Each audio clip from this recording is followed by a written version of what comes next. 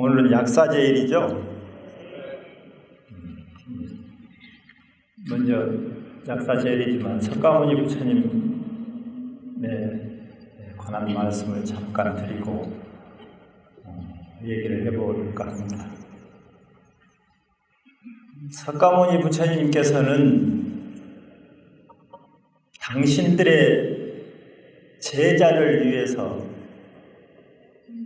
정명이 바른 수명이 100세이셨는데 20년을 빨리 가셨다. 당신네 제자들을 위해서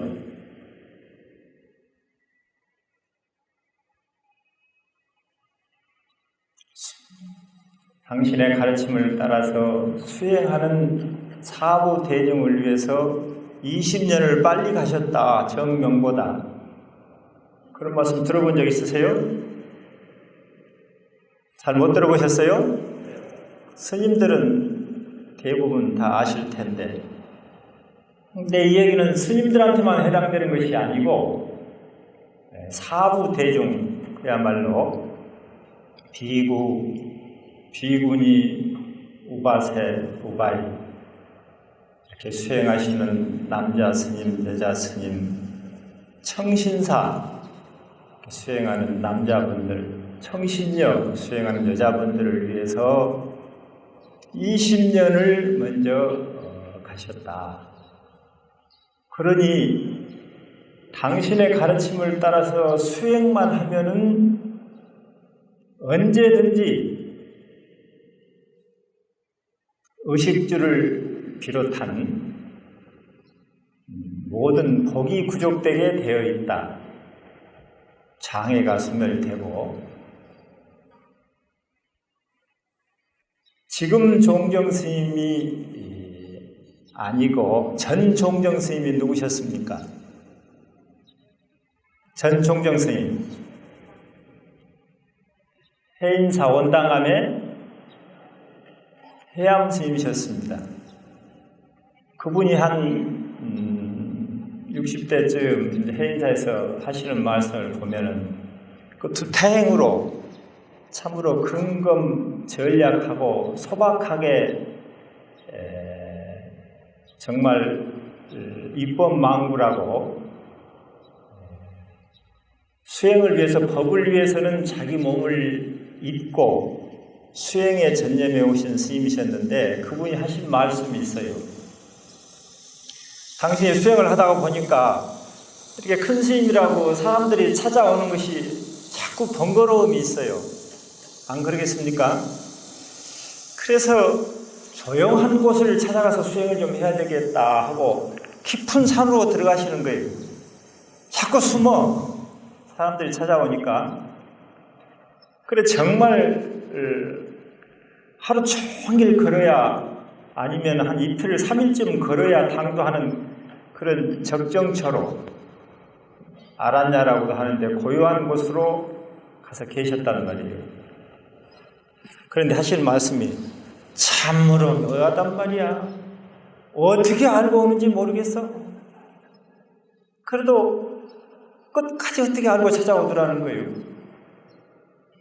그래서 사실 당신 수행만 하고 사시면은 먹는 것도 한꺼번에 이렇게 짊어지고 갈 수도 없고 또 여러 가지로 불편함이 많으셨겠죠. 그렇지만은 수행에 전념하려고 혼자서 그렇게 깊은 곳을 찾아가서 계시려고 하는데 그렇게 알고 찾아오더라는 거예요. 그러니까 어떻게 했어요? 아무래도 사시는 것은 남은 살아도 한 가지라도 더 있게 되고 뭐 쌀 걱정을 크게 걱정 안 해도 되고 뭐 그러게 됐겠죠. 그러면서 복을 걱정하지 말라. 수행을 하는데 전념하라 라는 말씀을 하셨어요.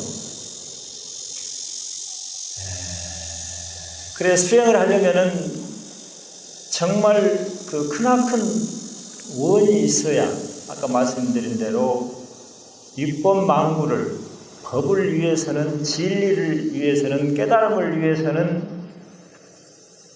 자기 몸을 잊어버릴 그런 큰 신심과 원력으로 수행을 하셔야 될 텐데, 부처님들께서도 전부 다가 부처님이 되시기 전에 정말 크고 큰 커다란 그렇게 원력을 세우셨어요. 아미타 부처님께서는 서방 정토의 본전불로 계시는 아미타 부처님께서는 그 인행 시절, 이제 수행을 하던 시절을 인행 시절이라고 그럽니다. 부처님은 과로서 그 수행을 잘하신 원인으로서 부처님의 과를 획득하셨으니까 인행 시절이라고 합니다만, 몇 원을 세우셨어요? 아미타불은 몇 대원을 세우셨습니까? 그렇죠. 역시 조계사 신도님들은 잘 아시는 법장 비구로 있을 때 그 부처님이 되시기 전에 그 스님으로서 수행을 하실 때 이름이 법장 스님이셨어요. 전번 총무장 스님도 법장 스님입니다만, 그 법장 비구로 계실 때 48대원을 세우고, 나는 지금 이 세운 48대원이 내가 부처가 돼서 이루어지지 않는다면 결코 성불을 내가 안 해버리겠습니다. 내가 부처가 된다면 이 지금 세운 언은 꼭 이루어져야만 합니다 하고 목숨을 걸고 원을 세우고 수행을 하셨다 이 말이죠. 그런데 오늘 약사제일인데 약사여립을 그러죠. 오늘 정근 약사여립을 하셨어요? 정식으로 하면 부처님 이름이 약사 유리광 여립을 하고 원력을 세우시기를 법장 비구 아미타불께서는 서방 정토를 건설하실 것을 원력을 세우시고, 약사 유리광 여립께서는 동방 유리세계를 건설하고자 원을 세우셨죠. 몇 대원이 있어요? 이 얘기는 잘 아실 거예요. 약사여립은 몇 대원이 있습니까? 12대원이 있습니다. 그중 제일 유명한 게 뭐예요? 12대원 중에 여러분들이 제일 많이 빌고 제일 많이 알고 있는 게 뭡니까? 아픈 사람을 낫게 해주시는 원이 있다. 약사여립으로 제일 유명한 곳이 있습니다. 우리나라에서. 어디입니까? 갓바이죠. 갓바이 부처님. 하지만 그 아픈 사람들뿐만 아니라 모든 소원을 잘 들어주시기 때문에 지금 입시 100일 기도도 얼마 안 남았습니다만, 그런 특히 자녀들 대학을 가는 그런 입시를 앞둔 자녀의 학부모님들이 많이 가시고, 또 다른 모든 소원들을 이렇게 이루고자 가시는 걸로 알고 있습니다. 그 12대원을 세우셨어요. 12대원을 세우셨는데 이것을 하나하나 하면은 좀 길겠고, 뭉뚱그리면 세 가지로 말씀을 드릴 수가 있습니다. 12대원을. 첫째는 정신적인 면에서의 당신들 제자들이 이렇게 이루어지기를, 구족되기를 바라는 그런 원인데, 그것은 뭐냐면은 당신이 그 수행하신 큰 덕과 또 수행을 해가지고 얻은 큰 광명으로 이렇게 부처님 법을 따라서 수행하는 모든 제자들이 자기 바라는 바 원이 충족되고, 자기 혼자만이 아닌 모든 사람들이 다 편해질 수 있는 그런 대승교라 그래가지고, 대승교라는 것은 원래 뜻은 큰 수레를 말합니다. 탈 것을 말해요. 사람이 혼자 여기서 서방 정토회를 간다, 동방 유리세계를 간다 하면은 자기 혼자 가는 것보다는 많은 사람들이 가는 것을 누구나 원하고 부처님께서 특히 원하셨던 거예요. 그래서 당신께서 수행하신 그런 큰 원력과 복덕과 광명으로 사람들이 수행을 하되 모든 사람들이 다 갈 수 있는 길을 모색하는, 수행을 하되 자기만이 아닌 다른 사람들도 데리고 가려고 하는 그런 길로 들어서기를 바랬다 이 말이죠. 약사 여력을. 그래 가지고 그런 대승교에 들어와서 삼치정계를 부족해 하시는, 정신적으로 보면은 삼치정계라고 대승보살계 중에 이제 핵심 뜻을 말하는 건데, 삼치정계는 선유리계, 선선법계, 선대승계인데 이것은 좀 어려우니까 그 뜻을 쉽게 얘기를 하자면은, 선유리계는 이제 계행을 잘 지키는 건데, 나쁜 짓을 하지 말라, 지양막작, 나쁜 짓을 하지 말고, 그 다음에는 좋은 짓이나 좋은 행위를 많이 하고, 그 다음에는 그래가지고 요익 중생이나 모든 중생들을 널리 이롭게 하라 하는 것이 삼치정계입니다. 그러니까 정신적인 면에서는 아까 말씀드린 대로 당신께서 수행하신 큰 복덕과 광명으로 그 수행하는 사람들이 모든 바라는 바가 다 이루어져서, 그것도 대승교의 큰 원을 가지고 모든 사람들이 다 부처님 나라에 갈 수 있도록 하는 큰 원을 가지고 이러한 삼치정계, 나쁜 일을 하지 말고 좋은 일을 많이 해서 모든 사람들을 다 이롭게 하리라 하는 그런 뜻이 다 구족되게 하고자, 다 만족되게 하고자 하는 원을 세우셨다 이 말이죠. 정신적으로는 약사여러분께서 수행을 하실 때 당신이 부처가 되시면은, 부처님이 되시면은 이런 원이 이루어지게 되기를 바랍니다 라고 원을 세우셨다. 두 번째는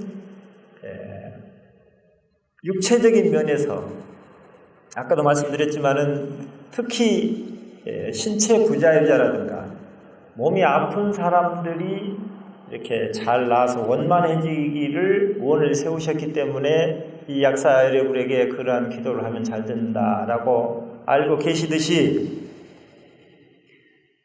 혹시 지체 장애가 있으면 그 지체 장애가 원만하게 낫게 되어서 몸과 마음이 안락하고, 또 특이한 게 하나 있어요. 여자 몸은 남자 몸으로 태어나는 것을 돕겠다라는 원도 계십니다. 왜 그럴까요? 여러분들 여자 몸으로 태어난 게 수행하기에 더 이로울까요? 조금은 불리할까요? 예? 요즘 시대가 어떤 시대인데 그런 얘기 하냐고요? 어쩔 수 없이 자연의 이치로 처음에 부처님께서는 비구니 스님들을 출가를 허락을 안 하셨어요. 남방에도 지금 비구니 스님들이 없습니다. 미얀마, 태국. 그래서 자연적인 현상으로 아무래도 사회적인 환경으로 본다면 여자분들은 가정을 이렇게 자리를 지키고 부지런히 뭐를 잘 끌어모으고 자식들을 낳고 길러야 되기 때문에 아무래도 그러한 내 것, 자기 자식을 해야만 또 먹여 살리기 위해서 직접 여러 가지 이렇게 마음에 걸리는 것들이 더 많은가 봅니다. 또 자식을 낳아서 길러야 되기 때문에 육체적으로도 조금은 더 복잡할 수도 있고요. 그래서 자연적인 그런 그 현상과 업으로 점점 무거우니까 그런 불보살님들은 도를 이루면은 남자예요, 여자예요? 남자입니까, 여자입니까? 예? 보살님들 남자입니까, 여자입니까? 예? 예? 알아듣기 뭐라고요? 남자예요? 여자예요? 여자예요? 여자가 좋으신가 보네. 알아두세요. 남자분들은 남자라고 그러네요. 알아두세요. 남자도 아니고 여자도 아닙니다. 아셨죠? 수행할 시절에는 남자도 있고 여자도 있지만 이루고 나면 남자도 아니고 여자도 아니고. 그럼 뭐란 말이에요? 알아서 이해를 하세요. 남자도 아니고 여자도 아니고. 자유자재로 할 수 있다 이 말이죠. 이 생에는 이렇게 나눠져 있지만 깊은 도에 들어가면은 남녀가 없는 이렇게 일원의 한 모습으로 되는 것입니다. 대신 이렇게 남자로 나툴 수도 있고 나타낼 수도 있고 여자도 나타낼 수도 있습니다.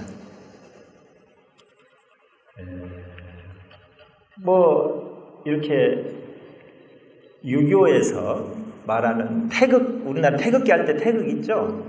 그런 걸 보면은 사실은 음극, 양극이 이렇게 합해졌을 때 태극이라 그래요. 그런데 또 깊은 도에 들어가면은 이게 태극은 음양이 서로 물려서 하나가 되는 겁니다. 근데 사실 좀 더 깊이 들어가면은 이제 무극이 되는 거예요. 극이라는 게 아예 없는 겁니다. 그와 마찬가지로 여기서도 꼭 여자가 남자가 되라고 이렇게 문장으로 나와 있습니다만은 깊은 의미로 보면은 그 남녀의 그런 상대적인 모습을 극복해서 이렇게 자유자재의 모습으로 들어가게 되기를 바란다는 원이겠죠. 그래 이렇게 지체 장애가 원만해지고 심신이 안락하게 돼서 여자의 몸도 극복되고 해가지고 큰 도를 깨닫게 되기를 바란다라는 원. 몸으로 보면, 아까 마음으로 보면은 그렇게 뭐든지 다 이루어져서 대승교회에 들어와가지고 그 삼치 전개가 부족해 하고자 하는 원이었고, 육체적인 것은 이러한 원이었고, 그 다음에 사회 환경적인, 수행 환경적인 면에서는 천마라든가 이렇게 천마는 수행하는 과정 중에 나타나는 어떤 마구니를 얘기하는 거예요. 그러니까 정신세계에서의 마를 천마라고 대표적으로 하겠죠. 그 다음에는 외도들, 그 다음에는 폭군, 악정, 이렇게 대중들을 말이죠. 국민들을 잘 모시고 소통이 되고 요즘 말로 그렇게 해서 정치를 잘 해야 되는데 자기 뜻대로 자기 이익을 위해서 아니면은 또 종교 편향을 한다든가 다른 종교를 앞세우고 말이죠. 이쪽은 무시하고 억누르려고 하고 그러한 그 장애, 폭군, 악정, 나쁜 정치라 이 말이죠. 이런 장애들이 없어지고 사회적으로는 그 다음에는 무법겁적이라고 이렇게 불법이 이렇게 사라져버린 거예요. 지금 세계만 봐도 불법이 있는 곳이 그렇게 많지 않습니다. 우리 천수경 외울 때 어떻게 시작할 때 어떻습니까? 무상심심 위묘법, 그 다음에 백천만법 난조우, 아금문견 득수지 원해열의 진실이, 그러죠? 무상심심 위묘법, 이것은 바로 불법을 말하는 겁니다. 위가 없이 참으로 깊고 깊은 이 법을 백천만법 난조우라, 수많은 세월 속에 여러분들은 지금 겨우 생각을 해봐야 아주 아이들이 태어나면 아주 즐겁고 중고등학교를 졸업시켜서 대학교를 가야 된다 하고 몸부림을 하고 대학교 졸업하면 취직을 시켜야 된다. 취직을 하고 나면 결혼을 시켜야 된다. 해서 어느 정도 좀 잘 사냐 하면은 늙어가고 이제 죽어야 되는가 보다. 겨우 생각하는 게 겨우 80년에서 오물딱조물딱 하는 것이 태반이에요. 우리 사고가 틀이 늘 말씀드립니다마는 저 뒷동산 삼각산에 올라가서 시내를 한번 보세요. 이런 개미집도 이런 벌집도 이런 개미집이 없어요. 아파트를 한번 보시라고요. 그 시내를 돌아다니는 자동차들 보세요. 개미가 그 먹을 걸 찾아서 막 동서남북으로 그래 보이죠? 그런 거하고 똑같거든요. 거기서 희비 쌍곡선을 그리고 산다고요, 우리가. 그래, 지혜 있는 사람은 이게 시간을 응축시켜서 긴 시간을 동시에 볼 수 있는 거예요. 공간도 작은, 아주 작은 것과 큰 세계를 동시에 볼 수 있는 것을 지혜라고 그럽니다. 우리가 수행하고 부처인법을 배우는 것도. 그래서 좀 지혜 있는 사람은 옛날 원효스님 같은 분들은 태어난 아이를 보고 야, 태어나지나 말 것을 머지나 죽을 텐데 그러셨다고 합니다. 이렇게 지혜 있는 사람들은 태어난 걸 좋아하는 뿐만 아니라 이렇게 생로병사를 동시에 보고 또 죽어가고 어떤 업으로 살다가 어떻게 죽어서 다음 생에는 또 어떻게 태어나겠다, 그 다음 생에는 또 어떻게 태어나겠다, 그런 것이 동시에 쫙 보이는 거예요. 그 전생에는 어떻게 살다가 또 꿈지락거리다가 이렇게 찢고 뽑다가 이렇게 죽어서 또 어떻게 얽혀가지고 이렇게 태어났는데 좋아할 것만 아니구나. 그 시간을 이렇게 딱 주름 잡아서 볼 수 있는 것이 지혜의 힘이에요. 인연관계, 연기법을 어떻게 해서 세상이 이루어져 가는가, 원인이 어떻게 돼가지고 지금은 어떻게 돌아가지만 결과적으로는 또 어떻게 결과를 맺겠다. 그 결과가 다시 원인이 돼가지고 어떻게 또 돌아가다가 또 어떤 결과를 맺겠다. 그것이 또 원인이 돼가지고 또 어떻게 돌아가다가 어떤 결과를 맺겠다. 라는 것을 이렇게 동시에 볼 수 있는 것. 공간적으로도 지금 우리가 사는 대부분이 우리의 삶은 가정에서 많이 이루어집니다. 가정에서 찢고 뽑고 살아요. 그러다가 이제 또 만나는 모든 사람들, 학교 관계, 직장 관계, 뭐 이렇게 법우 관계 절에 와서 그러지만은 이런 것들을 그 속에서만 보는 것이 아니고 상박산에 올라가서 보듯이 저렇게 이렇게 서울 시민으로서 대한민국 국민으로서 아시아 그 다음에 지구 한 가족이라고 그러죠. 한 가족의 일원으로서 그 다음에는 태양을 중심으로 한 세계가 있습니다. 여러분들 주역이라는 말도 들어봤죠?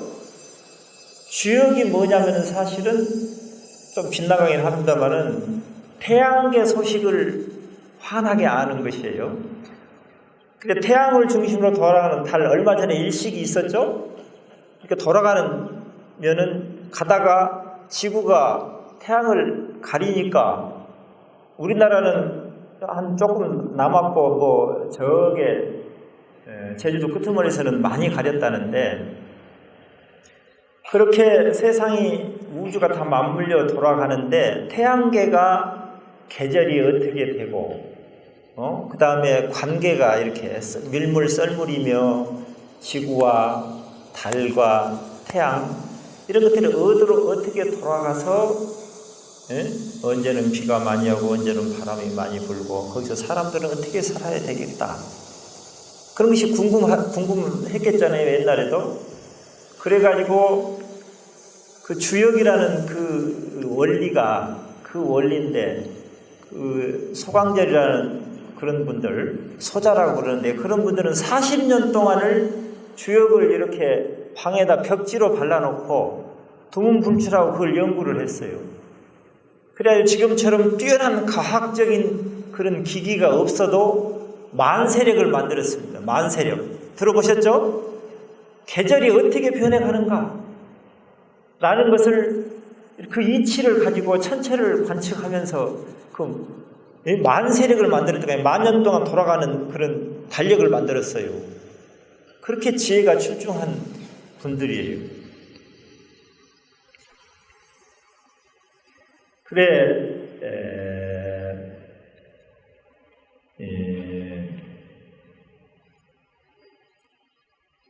아까 본래대로 돌아가서 그런 수많은 이제 세월 속에 여러분들 사는 시절이 한 80년 됩니다만은 그쪽만 생각하는 게 아니라 긴 세월로 봤을 때, 또 공간적으로도 봤을 때 부처님 법이 없다면은 아무리 살아도 삶이 어떤 부평초처럼 방향성이 없는 것이에요.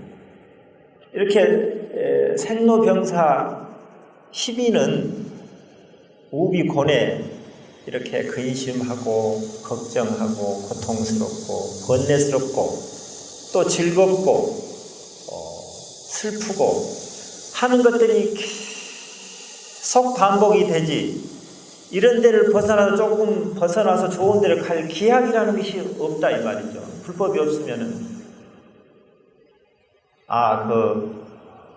얼마나 서글픈 일이냐. 그래 다행히 부처님 법이 있길래 우리는 커다란 희망이 있는 것입니다. 방향이 있고, 여기 산다는 것이 다 동물도 이렇게 찢고 뽑고 먹는데 치중하고 자식들을 기르고 그렇게 사는데 그럼 뭐가 다르냐. 어떤 커다란 희망이 있어야 될 것이 아니냐. 한평생을 짧은 시간 이렇게 살다 보면은, 살고 나서 죽을 때 보면은 좀 뭘 했느냐 하고 허전해지고 그러는데, 다행히 이런 부처님 가르침이 있어서 끊임없이 이 정토로, 부처님 세계로, 해탈의 길로 우리의 이런 한계를 사람이 가지는 그런 여러 가지 괴롭고 복잡한 일을 벗어나서 이렇게 뚜렷한 방향을 가지고 참으로 인간답게 살 수 있는 방향을 준 그런 부처님 법이 얼마나 고마운 일이냐.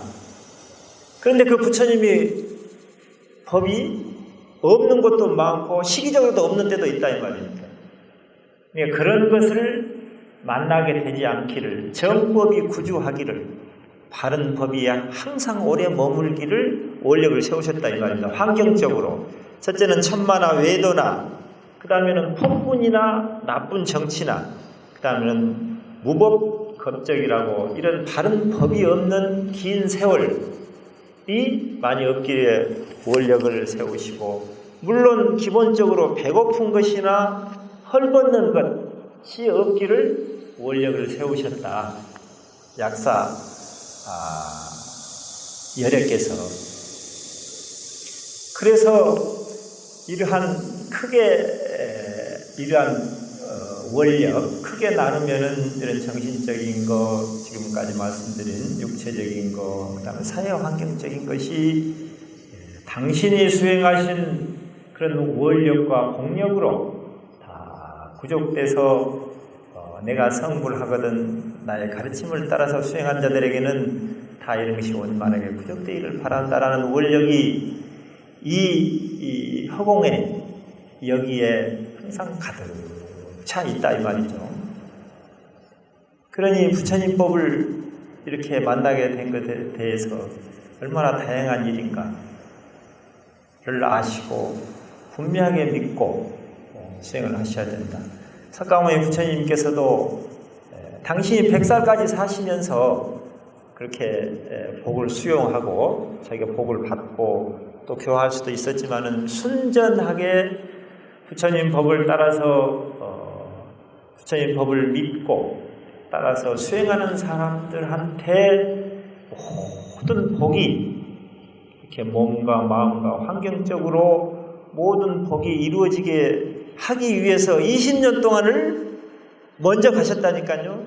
그러니까 최초에 말씀드린 것처럼 그 해암 스님께서 말씀하셨던 것처럼 여러분들이 부처님 법을 믿고 수행만 하려 한다면 그냥 아주 못되게 아주 형편없이 만들 줄 않는다 이 말이에요. 절대로 그렇게 만들 줄 않는다 이 말이에요. 그런 거를 증명해 주시듯이 해암 스님께서 말씀을 하셨다 이 말이죠. 그러니 부처님 법을 믿고 따라서 수행을 해야 되겠구나. 믿거나 말거나가 아니고 확실히 맡기고 부처님 법을 따라서 수행하는 것이 좋겠다. 그러면 어떻게 수행을 해야 될 것이냐? 조금 더 구체적으로 들어가서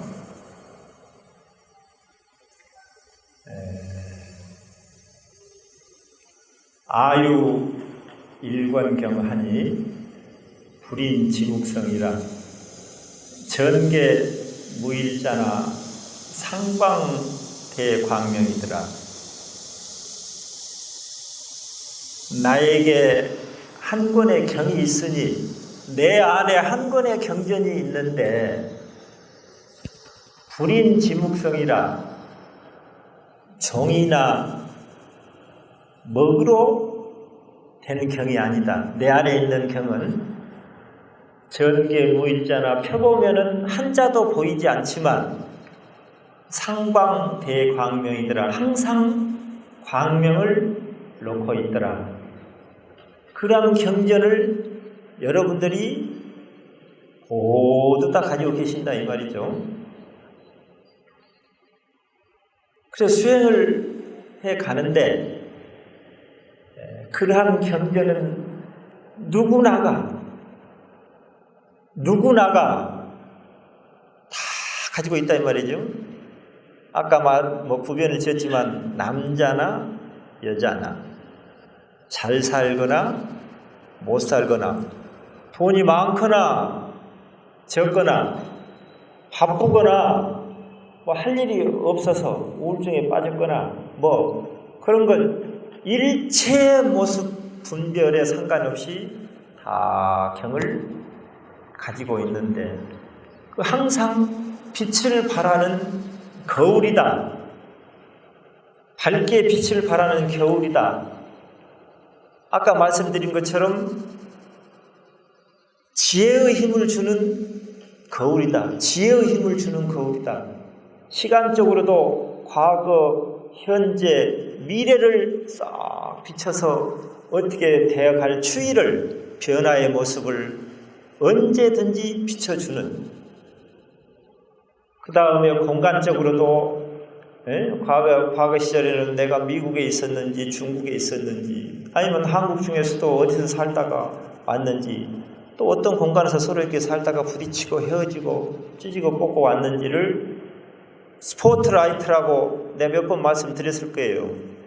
이렇게 불빛을 환하게 이렇게 비추는 모습이 있죠. 텔레비전 같은 데 보면은 그런 것처럼 참으로 불가사의하게 내가 보고자 하는 마음만 내면은 마음속에 밝은 거울이 나타나서 비춰주는 그런 경전이 있어요.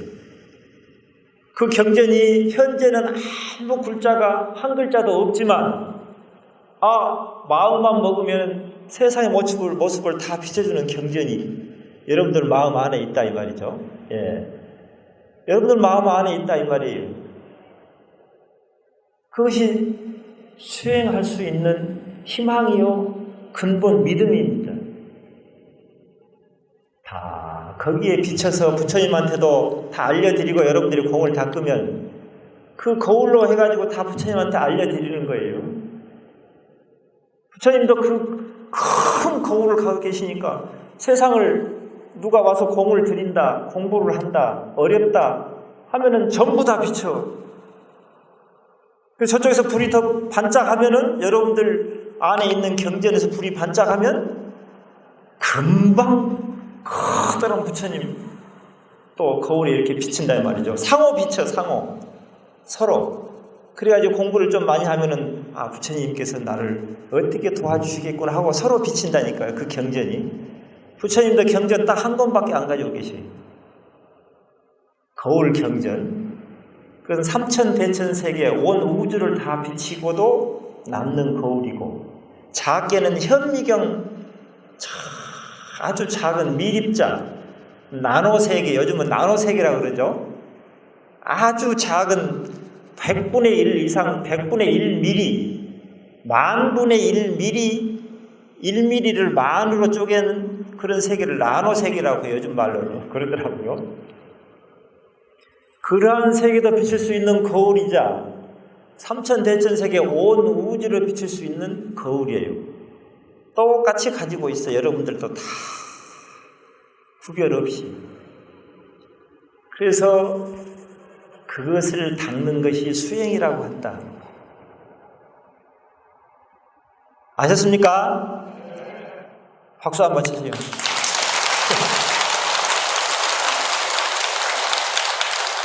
그것을 믿는 것이 불교를 믿는 것이다.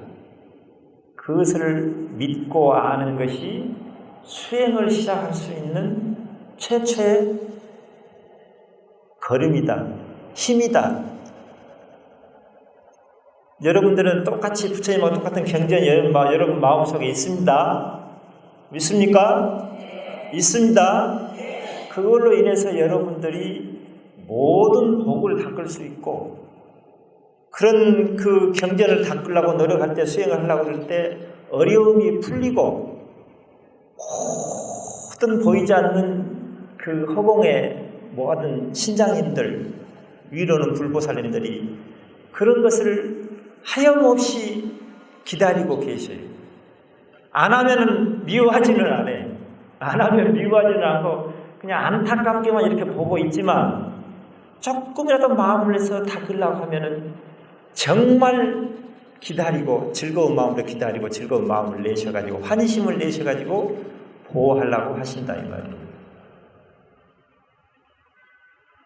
그러한 경전을 믿고 수행하려고 하는 사람들한테는, 그러기 때문에 아미타불께서도 그런 48대원을 세우셔서 그렇게 수행하는 사람들이 다 되도록 하셨고, 약사 유리광 열애께서도 그래서 12대원을 세우셔가지고 그렇게 수행하려고 하는 사람들이 정말 모든 방법을 다 동원해서 안타까움과 이렇게 밀어주려고 하는 그런 마음으로 우원을 세우셔서 그 우원이 우리 허공 중에 가득 차 있다 이 말이에요. 그런데도 외면하고 그런 걸 모르고 그냥 하염없이 그냥 개미 쳇바퀴 돌듯이 부평초처럼 방향 없이 물 위에 떠서 이렇게, 그런 거 무슨 뭐 밤나무나 뭐 죽나오나 그런다 이 말이죠. 그래 여기 온 분들은 참 다행으로 생각을 하시고, 그러한 경전들을 닦는 데는 누구나가 다 가지고 계시니까 닦기만 하면 된다. 언제 어디서나 닦으려고 하면은 닦아지게 돼 있는 것이고, 이게 닦아지는 것이 아니라면 부처님께서 수행을 시키셨겠냐 이 말이에요. 안 닦아지면 잘못하면은 사람들을 속이는 일이 될 텐데 부처님께서 속이시겠냐 이 말이에요. 거울을 여러분들 닦으면 닦아지죠. 어쩌다 살다 보니까 참 지금 말씀드린 것처럼 자식들 위해서 어떻게 살다 보니까 나 중심적으로 우선 살아야 돼 내가, 그런 것들이 이 누에꽃이 이렇게 누에가 이렇게 실로 자기를 이렇게 동여가지고 집을 짓죠. 그런 것처럼 나라는 생각으로 무상하고 참 무아인 것을 잘 모르고 세상에 살다 보니까 어쩌다 세상 사람들이 그러니까 나도 해야 된다라고 뭣도 모르고 그냥 두엄 주고 자행하는 식으로 업이 수없이 얽히고 얽혔도다. 참 수없이 얽히고 얽혔도다. 하지만 희망을 주셨다 이 말이에요. 부처님께서 그를 갈고 닦으면 그런 것들이 점차 엷어져서 환하고 편한 마음으로 돌아갈 수 있다고. 그 닦는 방법을 말씀드릴 것 같으면은 여러 가지가 많아요. 참선도 있고 연불도 있고 다란이도 있고 또 뭐 비파사나도 있고 경전을 반복해서 읽는 것도 있고, 그런 것들이 뭉뚱그려서 이 얘기를 하면은 마음을 한 곳으로 모으는 연습을 하는 것이다. 아셨죠? 그 다음에 제일 중요한 게 여러분들한테는 닦을 거울이 있는 것이다. 참으로 밝고 복덕이 가득 찬 이 세상을 비추고 나도 편하고 남도 편하게 할 수 있는 여의주, 수륜, 수청주라고 그러죠. 물을 맑게 하는 보배, 자기 마음대로 이루어지게 하는 보배 거울을 가지고 있는 것이다 라고 하는 것이 첫 번째 여러분들이 가장 중요한 포인트고 알아야 될 일이고, 두 번째는 그것을 닦으면 좋다, 닦는 방법에 있어서 어떻게 닦느냐 하는 것이, 그 얘기를 하려면 또 몇 나절이 걸리겠지만은 딱 한마디로 간추려 얘기하면은 마음을 한 곳으로 모아서 잘 움직이지 않게 하는 것이다. 아셨죠? 따라서 해보세요. 마음을 집중해서 움직이게 하지 않는 것이다. 이 생각 저 생각으로 흩어지지 않게 한다 이 말이에요. 부르려고 신묘장구 대단하니도 잘하면 잘하는 대로 못하면 못하는 대로 꼭 하다 보면 자기 멋대로 하는 사람이 한 사람씩 있어. 네? 신묘장구 대단하니를 하면 말이죠, 자기식으로 하는 사람이 있어. 남이 뭐라든지 말든지 그런 대로 또 멋도 있죠.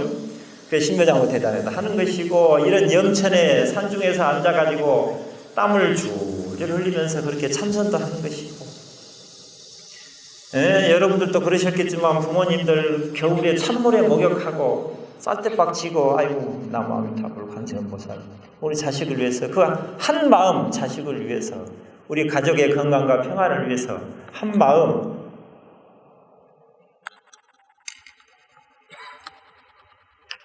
한 마음, 그렇게 마음을 집중하면은 무언가 저 가슴 속에 깊은 마음이 생겨요. 깊은 마음이.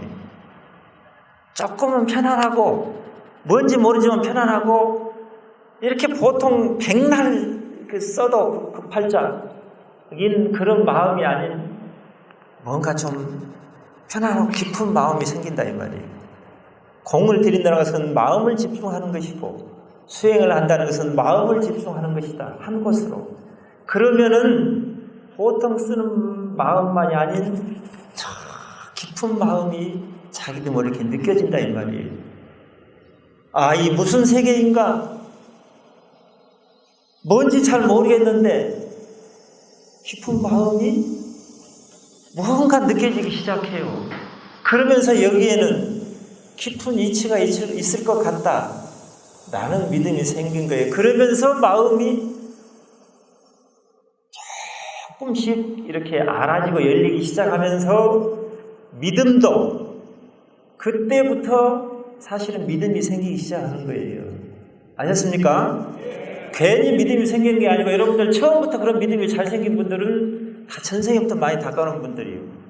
그 전생에 닦아놔서도 다 잊어버리고 있다가 그 전생에 닦은 공덕으로 이런 얘기를 듣고 열심히 따라서 처음에 하고 힘들고, 줄이도 틀리고, 이거 말이지 잡생각도 많이 나고, 이거 해면 밥 나오나 죽 나오나 하다가도 자꾸 따라서 하다 보니까 이렇게 보이는 세계 우리가 걱정하고 서로 찌지고 볶고 이렇게 맛있는 거 생각하고 이런 마음만이 아닌 뭔가 흔들리지 않는 마음, 깊은 마음이 우리 속에 있구나.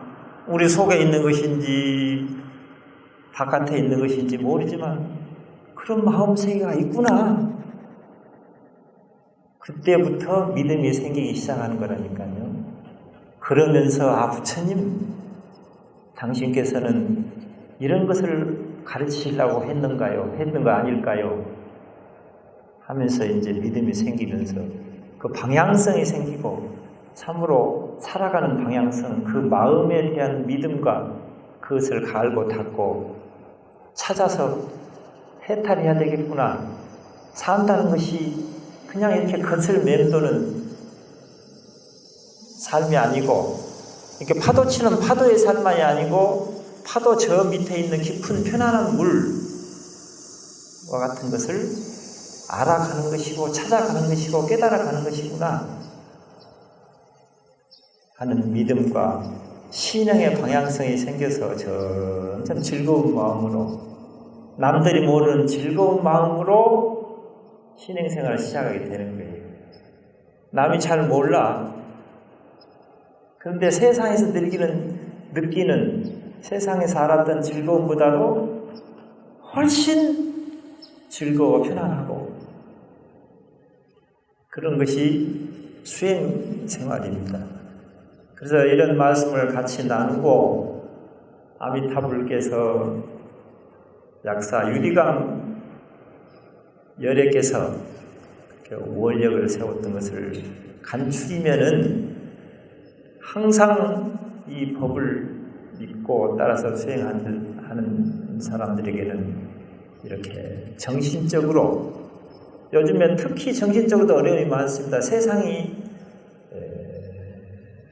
우리가 살아오는데 한 100년 이상, 한 120년 정도 나라도 정신을 못 차릴 정도로 바쁘게 살아왔어요. 구한말부터 일제시대, 대동아전쟁, 6.25, 월남전, 4.19, 5.16, 전두환 쿠데타 하고 지금 또 나라가 많이 시끄럽죠. 국회에서도 그러고 평택에서도 그러고. 그래 우리가 정신을 차릴 수 없이 이렇게 살아왔는데 이렇게 이제야말로 좀 먹고 살게 됐으니까 우리가 어떻게 사는 것이 좀 잘 사는 것일까? 특히 지금 우리나라가 문제인 것이 어린아이들, 중고등학생들 교육을 하는데 대입 위주로만 가고 있는 것이 상당히 문제예요. 후유증이 좀 심할 겁니다. 세계에서 가장 교육 수준이 높고 뛰어난 인재들이 많아요. 그래서 또 그런 문제들을 푸는 힘도 강해서 잘 풀어질 거라고 생각을 합니다만은 후유증도 심할 겁니다. 무엇이 인간답게 사는 것인가를 깊이 연구하고 이렇게 바로 가르칠 수 있는 사회 분위기가 되어야 됩니다. 그럴 때 여러분들이 이렇게 깊은 마음과 편안한 마음을 찾아서 수행하면서 그래 살아가는 데는 얘기가 좀 길어지네. 그래도 50분도 안 됐네. 한 3분에 내가 마칠 테니까요. 우리 여기 청사에 가면 화장실에 그렇게 써져 있어요. 어떤 사람이 수행하는 사람이 참 친한 아끼는 친구한테 자네도 좀 이제 수행을 좀 해보게나 하니까 조금만 기다리게. 나는 지금 돈을 조금만 더 벌어야 되겠고 자식들이 큰데 자식을 좀 결혼을 시켜가지고 조금 살게 해주고 내가 수행을 같이 함세. 그러더니만은 결혼시키고 조금 자식들이 살만하니까 죽어버렸다고. 세상에도 그렇지만 화장실에 오줌 누면서 보라고 이렇게 써진 글들이 있어요. 항상 귀감으로 삼으라고. 그랬던 것처럼 여러분들 참 행복하게 생각하시고 그 마음속에 거울을 닦는 것은 언제 어디서든지 할 수 있는 것이니까 지금 하셔야지 뒤로 미루지 말라 이 말이죠. 지금 하셔야만 됩니다. 그리고 지금 하시면서도 세상살이를 너끈하게 지금처럼 사실 수도 있고 이렇게 하시다 보면 아까 말씀드린 것처럼 깊은 마음이 이렇게 느껴지기 시작하면은 그것이 삶의 중심이 됩니다. 가장 인간다운 삶을 살게 해주는 보배라 이 말이죠. 그리고 그런 것들을 여러분들이 그렇게 알아가지고 깨달아가지고 세상이 변해주기를 기다리기도 하지만 여러분들 자신이 변화의 주인공이 되어야 된다 이 말이죠. 지금 우리나라가요, 지금 말씀드린 것처럼 잘 살라고 이렇게 넘어지면서 깨지면서 허우적거리면서 이렇게 달려왔어요. 비탈길을. 그러다가 죽은 사람도 많습니다. 영가들도 많아요. 이거 참 저희 스님이 하셨지만 굉장한 일이에요. 나라 차원에서도 억울하게 죽은 사람들을 위하는 위령시설이 기독교관도 짓고 불교관도 짓고 캐톨릭관도 이렇게 지어가지고 한꺼번에 제가 우리 그 지역 국회의원한테도 얘기를 했습니다만 적기는 적던데 그런 나라 차원에서 위령관을 지어야 됩니다. 그래야 나라가 훨씬 가벼워집니다. 그 한쪽에서는 애쓰는 사람도 있는데 자기 대통령 후보로 나와서 아니면 무슨 뭐 당수가 됐을 때 가서 어딥니까? 저 국립묘지에 가서 이렇게 헌화만 이렇게 하고 말 것이 아니고 나라 차원에서도 그 억울하고 참으로 분하고 죽은 사람들의 영혼을 빨리 이렇게 다스려주는 차원이 있어야 나라가 훨씬 가벼워진다고요. 그리고 살아있는 사람들 가운데서는 그것을 안 여러분들이 저게 주인공이 지금 되셔야 됩니다. 가장 여러분들 자신부터 주인공이 돼서 여러분들이 편해지고 가족들, 자제분들도 이런 것을 알게 해줘야 되고 어찌 그 보배를 가지고 있으면서도 그렇게 기약 없는 삶을 하고 한 날을 이렇게 지나가고 보면은 지나간 날은 죽어버린 거예요. 나 60살 살았다, 70살 살았다. 이제 60년 살고 죽어버렸네. 70년 죽어버리고 나머지 살 날은 얼마 안 남은 거죠. 그 젊은 사람들을 그렇게 바른 믿음과 방향을 가지고 참으로 힘차고 자기도 편안하고 즐겁고 만족스럽고 이렇게 하면은 먹고 살 것도 저절로 생긴다니까요. 진짜 마음을 찾아가는 삶을 살면은 그 사람 지어놓은 복만큼 장애 없이 반드시 먹을 게 생기게 돼 있어요. 젊은 사람들이 이것을 알아서 살아갈 수 있도록 해주시는 것이 여러분들 임무이기도 합니다. 여러분들 자신이 수행하는 것도 급하고 또 주변 사람들한테 포교해서 같이 수행할 수 있도록 하는 것도 여러분들의 분명한 부처님 법을 안 사람들의 임무이니까 그렇게 해주시기를 간절하게 빕니다.